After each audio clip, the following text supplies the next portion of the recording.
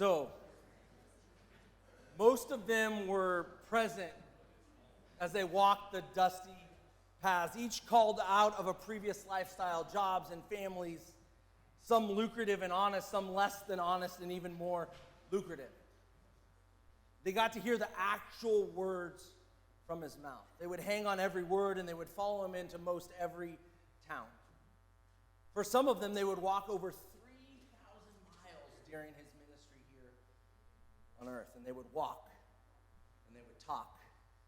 I mean, sometimes I envision Peter would obviously take over the conversation.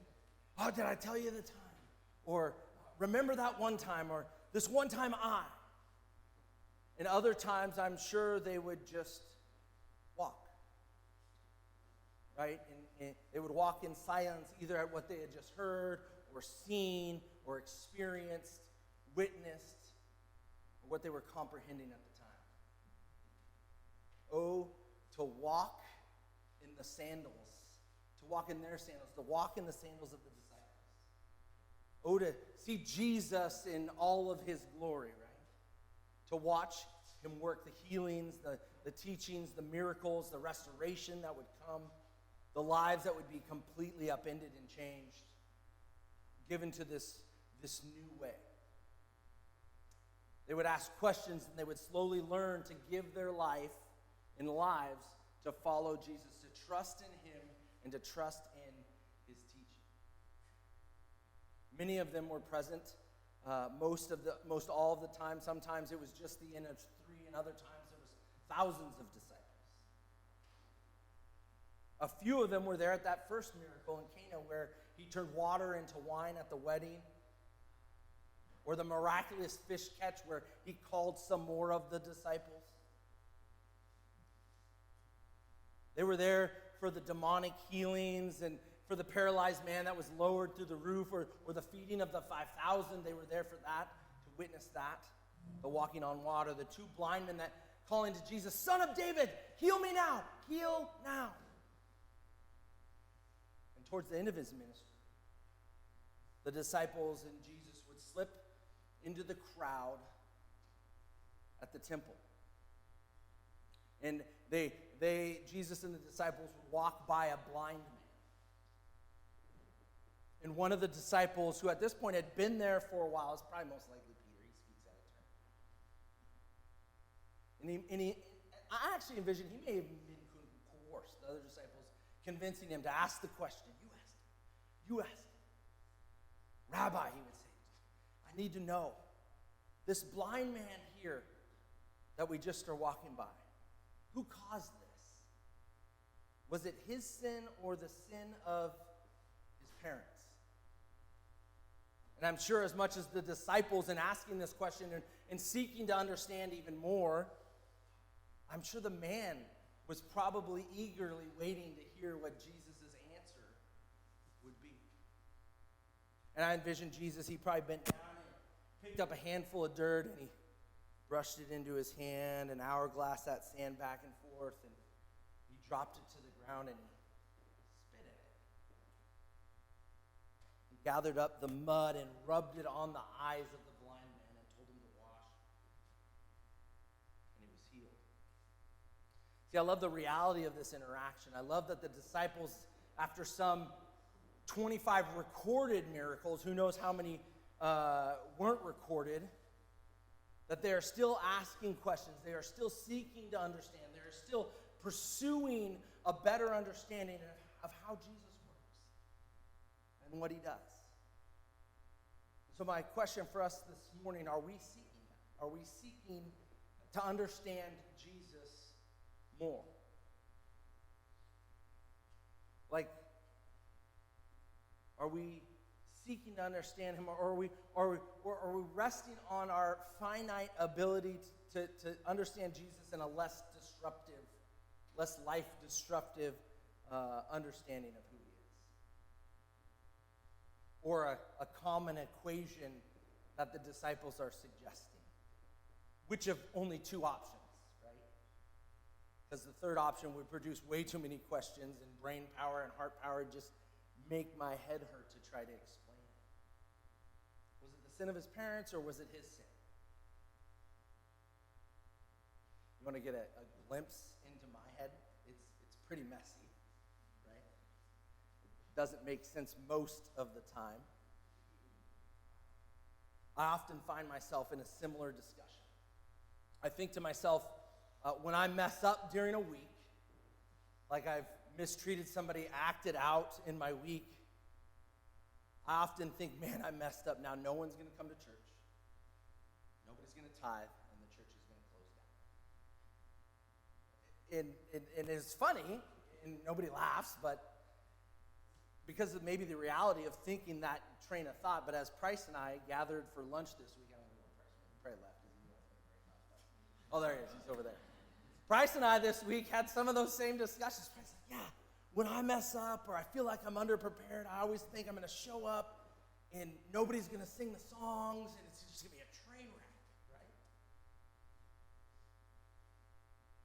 No one's going to come to church and there's going to be maybe 15 of us here. There's a lot more than 15 of us here, so I'm glad I didn't mess up this week and you guys decided to come. But when you're part of the 15 that are here, I mean, is it not that maybe you messed up so you had to experience this, and those that are watching at home are blessed enough to not experience the train wreck that I caused for us this week in church, right? I mean, it's kind of funny, but the idea is real, but when you expand it out like that, it's a ridiculous thought, right? It doesn't necessarily make sense.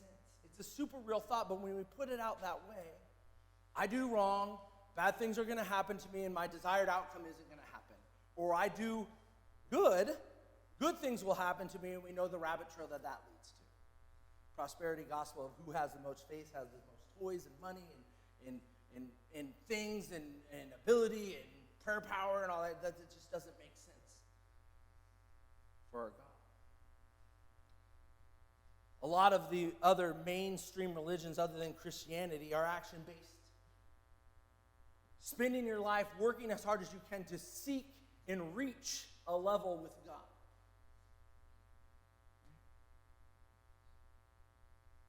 Buddhism, Judaism, Islam, Mormonism, and Jehovah's Witness is more about reaching up to God the best of your ability and being almost like Him. When God is as actually, in what we believe, reaching down to us continually. Reaching down to us to pull us up to Him.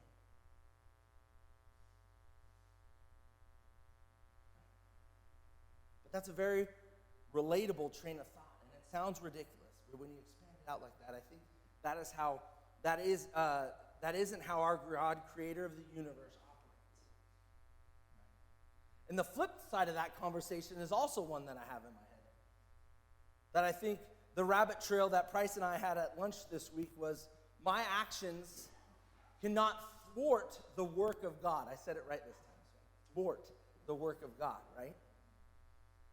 Ultimately, there's work and there's circumstances that God has actually specifically for me to do, and positions and places He's placed me in life that as of right now, nobody else has that influence, and He desires to work and use us. But what isn't true is that our God, capital G God, is not a little g God that's hemmed in by my ability to perform. I told you the thoughts in my brain were messy and kind of combobulated and maybe didn't make a lot of sense.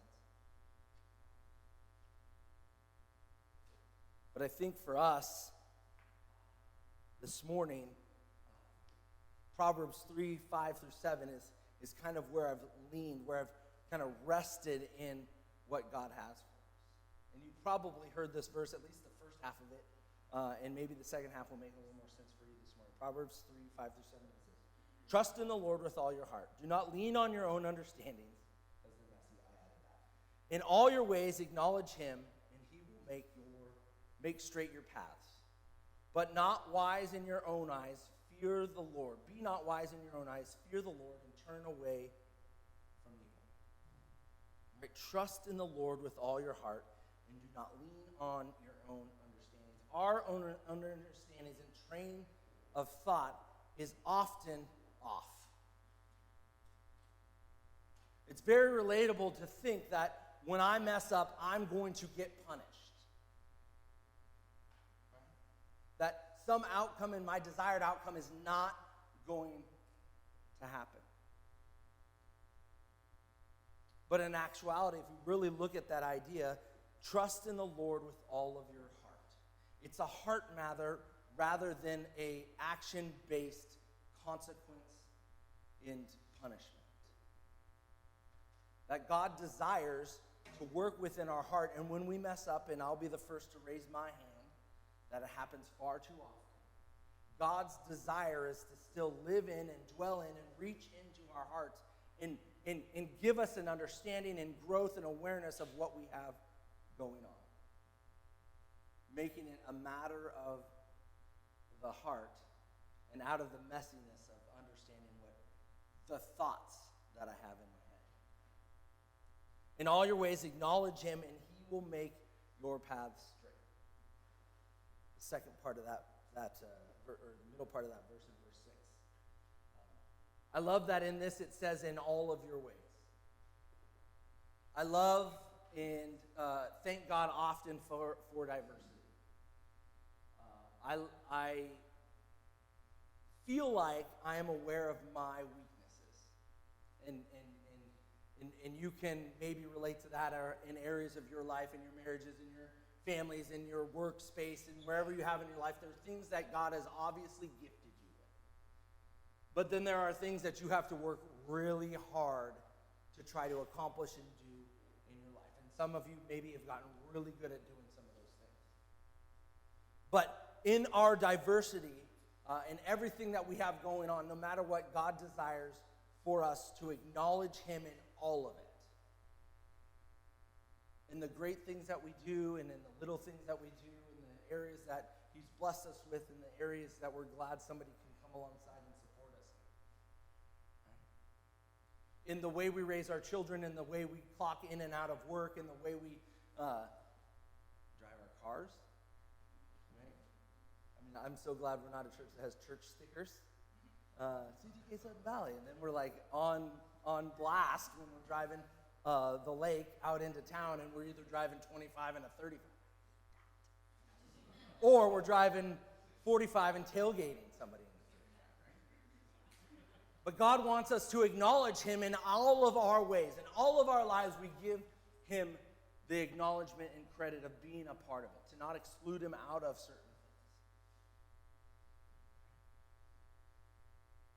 The way I was going to go with that, it made me think of it with the kids, is a straight path. How many people are willing to stop and ask for directions? Right? That's that stereotype. I just want to support the stereotype. Now we all have got like the built-in direction answer right here. Like you just put it in and it takes you right there. And even if you make a wrong, right? But for us, I thought about it this way. A straight path, the way we think of it, like if we wanted to go from here to Fred Meyer. The bird flies, we would just go like, right that way. Like that way, right? But what we do is we go out and up and around, and then we go along the lake, and then we head up to Geneva, and then we go straight down, and then it's a pretty straight shot, right, from there. And so I thought to myself, oftentimes we think the best path forward is the most direct path, as the bird would fly. But in thinking about this, in the idea of road, I heard that there was a house fire today along the lake. And there was a detour that was shut down for a little while, and craziness. So you had to go a different route, right, to come in here. I did pray for the house that, hopefully everything's fine and everything like that.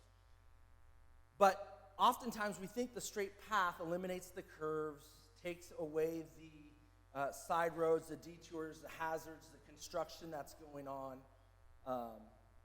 It takes away the whole heated discussion to get you in the car. Is everybody ready at the same time? That kind of stuff. And I think for us, oftentimes we think of the straight path to be the most direct route. But when we're dealing with God, the desired outcome of what God has probably includes a lot of that mess, a lot of the construction, a lot of the hazards, a lot of the growth through and going a different route and not taking the easiest path. I like to call it exercising your Jesus muscle. I'm not a big gym goer, as you can probably tell. And I also am not a big fan of having to exercise my Jesus muscle and trusting him and the different things that I have going on in my life. But I actually know, based on the few times that I've actually submitted that to him and trusted him in his way of developing me to be where I'm at today, has come from times where I've had to exercise my Jesus muscle, to trust him and allow him to lead me through the toughest of times and through the hazards and the construction and all those things. And what is produced then is ultimately what God desires and has for me and wants for me. And here's the deal. I don't think I have to say this in this room, but conflict, maybe trouble, those are things that you will face in your life. And just for a sake to see who the liars are in the room, how many of you have never faced conflict or trouble in your life? Sweet, just making sure we're all on the same path. Right? Those are real things in our life that we have to get through. And then verse 7. Be not wise in your own eyes, fear the Lord, and turn away from evil.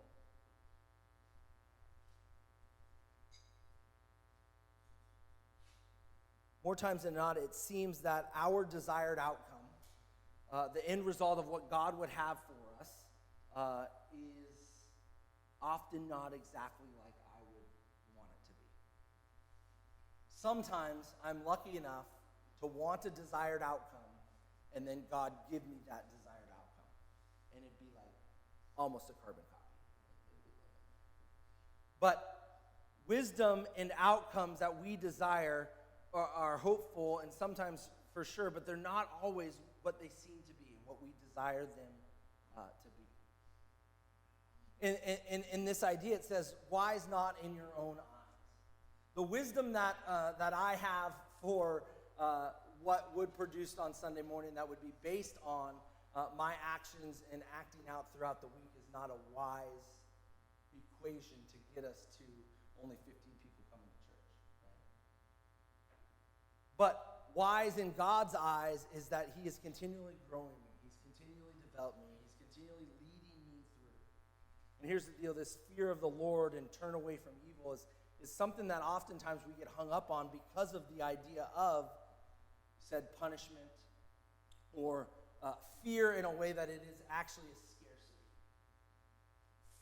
To fear the Lord as what is said in this Proverbs is to have reverence for, to submit and trust in, right? And to align with what he desires for us.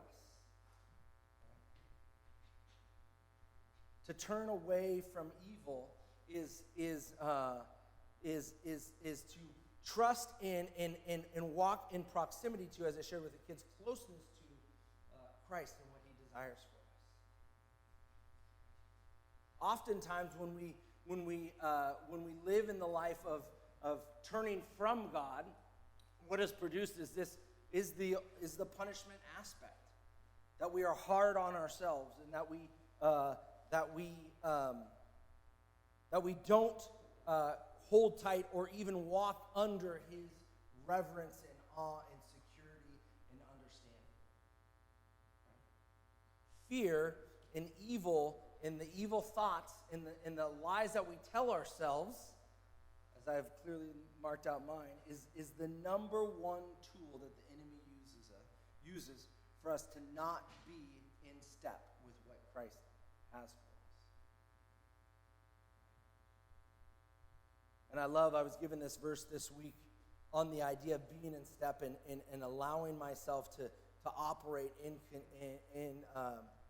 and with Jesus. And it's this in Psalm, the psalmist writes in Psalm 73, 2 through 5. And that whole psalm is an amazing psalm about following Jesus and what he desires for us. But it's this: as for me, My feet had almost slipped. I had nearly lost my foothold, for I envied the arrogant when I saw the prosperity of the wicked.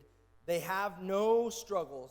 Their bodies are healthy and strong, and they are free from common human burdens, and they are not plagued by human ills.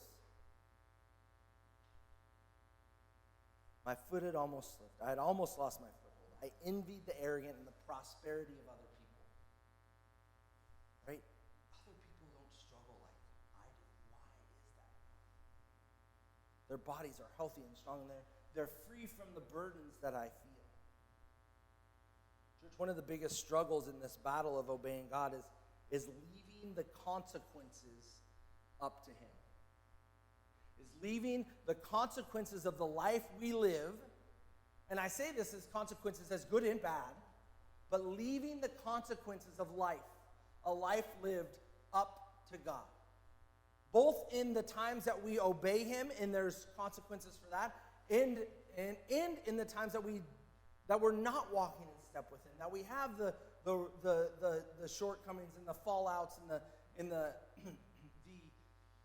misunderstandings of who He is, and the actions that is producing, the consequences of that, but leaving and trusting God with the consequences. And part of that is looking around us and seeing that other people are living the life that we wish we had, that we're missing out on something.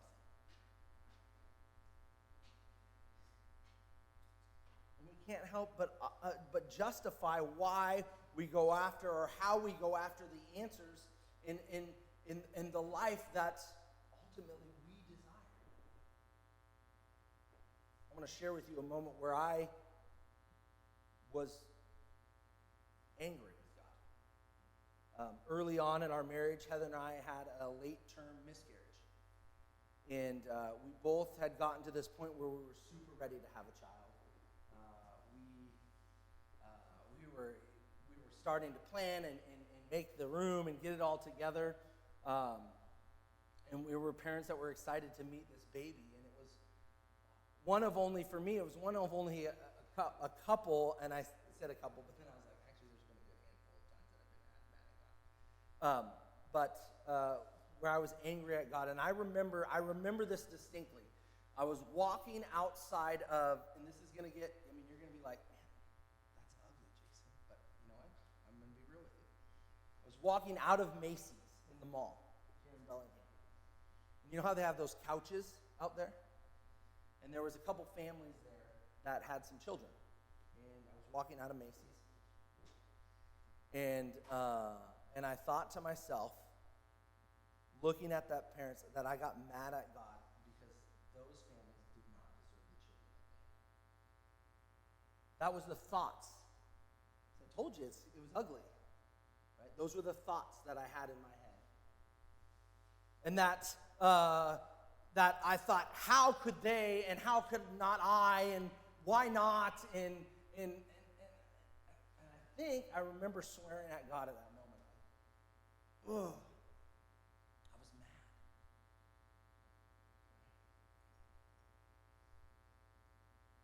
It was ugly, and it was the wrong mentality I had. I had turned to that evil.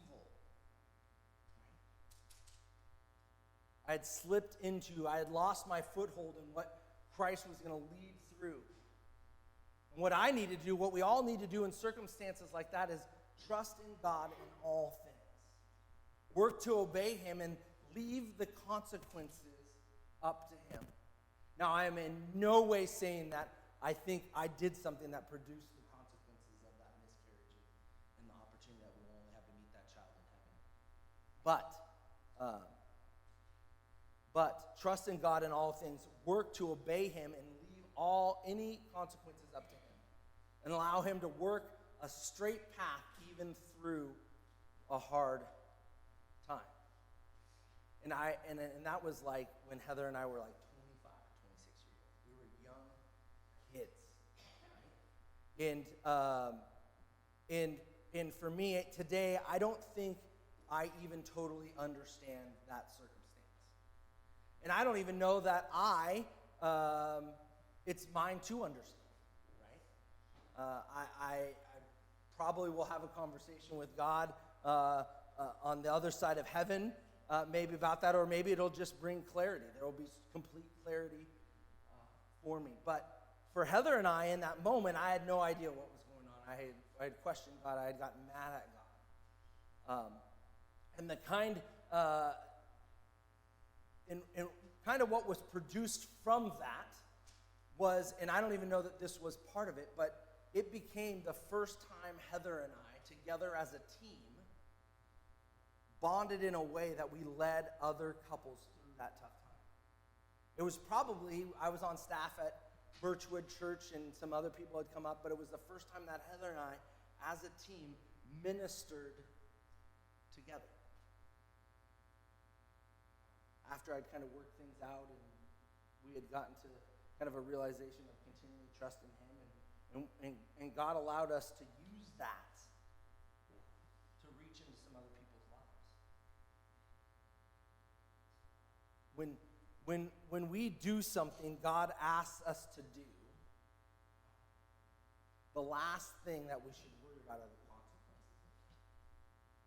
And so I share that story with the idea of, through that, God asking us and showing us how He wanted to use that as part of our story, and the consequences of that, we were able to reach other people. And for us, whatever it may look like in your life, the areas of your life where you're making decisions or not making decisions, or following after Him, or you feel like you've compartmentalized Him out of it, the last thing that should happen when we trust God in the areas of our life is we should not worry about the consequences that will come. God will lead us through those consequences. But that there are consequences. There are consequences of obeying God, and there are consequences of not obeying God. And trusting God may not seem like, in the heat of the moment, a big thing. But what I'm here to tell you today is that idea of not trusting God in a moment gets bigger as we lead through what He desires for us. In our lives, when we just walk out from under what God would desire for us in our lives, ultimately that separation gets bigger and bigger and bigger. When we don't return to obeying and trusting Him in all those things. And it slowly leads us down the path of that evil and not understanding of what God desires for us in our lives. So I want to get back to the original story that we looked at this morning, that John 9 story. It says in John 9, as He passed by and saw the man blind from birth, His disciples asked Him, Rabbi, who sinned, this man or his parents, that he was born blind? Jesus answered, it is not that this man sinned or his parents, but that the works of God might be displayed in him. We must work the works of Him who sent me while it is day. Night is coming and no one can work. As long as I am in the world, I am the light of the world. Having said this, He spit on the ground and made mud with the saliva, and then anointed the man's eyes with the mud, and said to him, go and wash in the pool of Siloam, which is sent. So he went and washed and came back, and he was seen. And I think about that interaction, and I think it's almost like Jesus knew we needed a clear equation of how He was going to heal this man. Spitting in the dirt, making saliva and mud, and rubbing it on his eyes was a way that the disciples at that moment would see that it was Jesus that did it. I often think when something miraculous happens, we can just give it up to chance. We can maybe even take some credit of it of our own, or we can allow it just to be what it is. But in clarity, in the moment with the disciples, I think He almost did the equation of spit in the mud, rub mud on his eyes. I mean, it's going to be exactly what they've seen, and what they see is that I have healed this man. And then in that moment, there's this discussion that happens where the religious people of that time say, well, was that guy actually blind, like from birth? Was he or was he not blind? Was that just a human trick that he put on? And the religious leaders have this discussion that surely he isn't who he said it was, because this Jesus isn't actually Jesus. So much so that they invite the man's parents to come and they say, is this your son?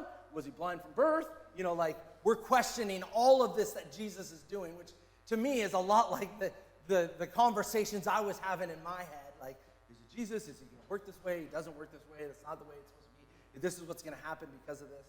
But they bring his parents in until they called the parents of the man who received sight, and they asked him, is this your son who you say is born blind? How does he now see? His parents answered him, we know that this is our son and that he was blind from birth. He was born blind, but now he sees, and we don't know, nor we know who opened his eyes. Ask him, he is of age.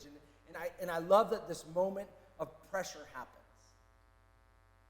That this moment of pressure, because it was said at that time that if you were to claim Jesus to be Jesus, you would be thrown out of the synagogue.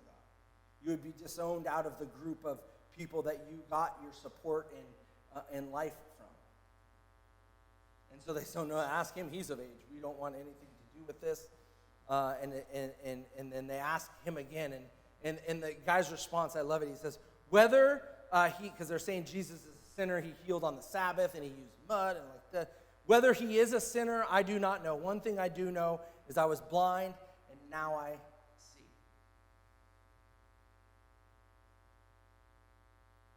And I think for us, it's far too easy with the way that life works out that we are blind, oftentimes, to what God is doing in our lives. That oftentimes, whatever the circumstances may be in the craziness that is going on, we live in a state of blindness of the overarching story of what God is doing. Until we acknowledge Jesus for who he is, what he desires for his life, and that he continually reaches down to us to bring us understanding.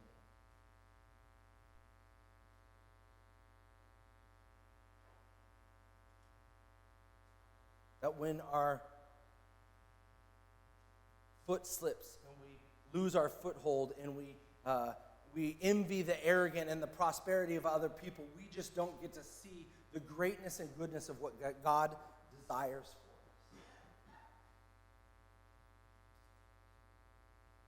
That in our lives, all things either coincide with Jesus or without Jesus. And the most clarity that can be brought into our lives are the with Jesus moments. In verse 3, Jesus answered, it is not that this man has sinned or his parents, but it is the works of God that might be displayed in him. Church, I want to tell you today that all of the hardship that we face in our lives and all of the things that we face in our lives, it isn't that God has orchestrated those, it isn't that he is leading us into those specifically, but that he desires for his glory and his name to be renowned in all of it.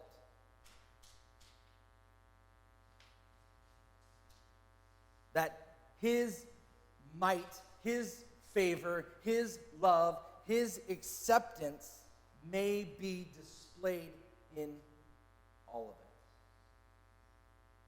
That is what God desires for each one of our lives, whatever it is that we're sitting, the place we're sitting in, whatever it is that we're facing, whatever it is that we've been through, whatever it is that we're going to go through. That ultimately it is all about bringing the glory to God and his mighty and powerful name and what he desires for us. Amen. I want to invite the band to come forward. And praise God for that. Let's pray.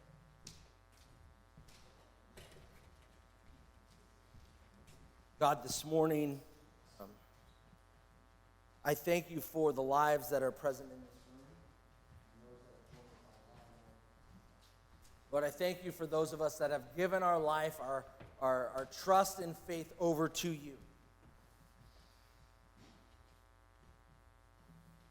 Lord, right now I pray for myself. In the week that I had, I pray for my brothers and sisters in the week that they have had. Lord, I pray over the past couple years. Past couple decades, past couple holidays, past couple circumstances and jobs. Lord, Lord, I pray that all that we have been through, all that we are going through right now, and all that you lead us through, Lord, I pray we may trust and know and understand you. Because of that, bring glory to your name. Lord, that you may be renowned over all things in our lives, and that we would place our faith, hope, and trust in you in all circumstances.